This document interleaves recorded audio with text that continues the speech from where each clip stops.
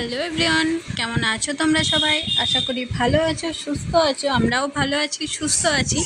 তো আজকে দেখো দুপুরবেলা 3:30 বাজছিল তখন, যেহেতু বাবু আগেই ঘুমিয়েছিল, স্নান করে খাইয়ে ঘুম পাড়িয়েছিলাম।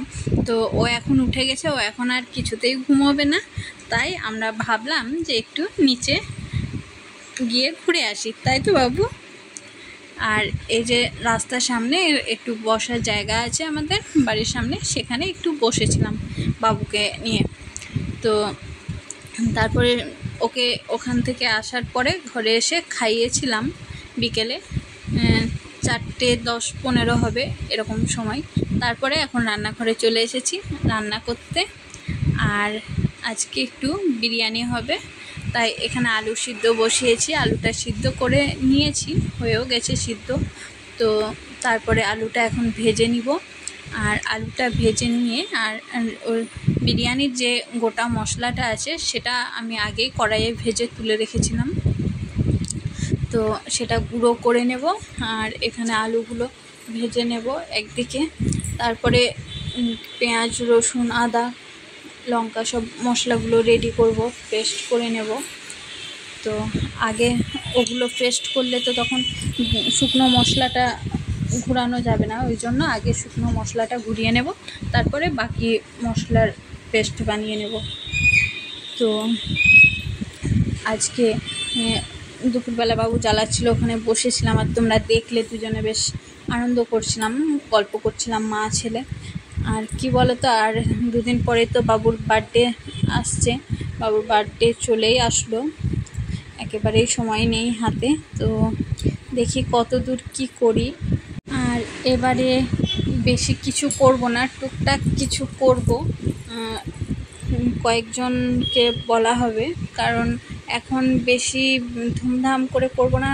ওর এখন যেহেতু বাবুর কিছু মনেও থাকবে না, তো ওর একটু বড় হোক, হয়তো 3 বছরে অথবা 5 বছরে এরকম সময়টা করব, যে ও নিজেও এনজয় করতে পারবে আর ওর কিছু হলেও একটু হলেও তো মনে থাকবে।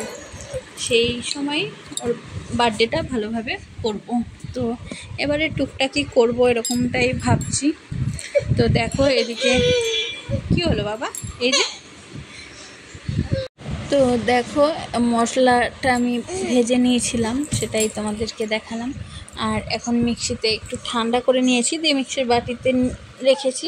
এটা ঘুরিয়ে নেব, তারপরে এটা ঘোরানো হয়ে গেলে বাকি মশলাগুলো ঘুরিয়ে নেব। তো এখানে মোটামুটি হয়েছে, আর একটু ঘোরাতে হবে, ঘোরাবো। আর এদিকে আলুটা ভেজে তুলে নিয়েছিলাম, তাই পেঁয়াজটা একটু দিচ্ছি, আর পেঁয়াজটা এইভাবে একটু কচলে নিচ্ছি, তাহলে ভাজতে সুবিধা হয় আর কি, সেই জন্য। তো আর এদিকে পেঁয়াজটা হতে হতে মশলাটা ঘুরিয়ে নিয়ে মশলাটা দিয়ে দেবো। তারপরে একদিকে রাইসটাও বসাবো, তাহলে এদিকে মাংসটা কষা হতে হতে রাইসটা হয়ে যাবে, সেই জন্য। তো যেটা বলছিলাম যে বাবুর বার্থডেতে কী করি না করি সবটাই তোমাদের সঙ্গে শেয়ার করব। বার্থডে ব্লগও আসবে, তোমরা দেখো, একটু সাপোর্ট করো। তো দেখো এদিকে রাইস হচ্ছে, আর এখানে চিকেনটা হয়ে গেছে, আর ভাতের ফ্যানটাও ঝরিয়ে ফেলেছি। তারপরে দেখো ওর বাবা এটা রেডি করছিল, কারণ এটা ওর বাবাই করে, আমি করি না। তো হয়ে গেছে, এখন খেতে বসেছি। তো খুব সুন্দর হয়েছিল। আজকের ব্লগটা এতটাই, কেমন লাগলো কমেন্টে জানাও। টাটা।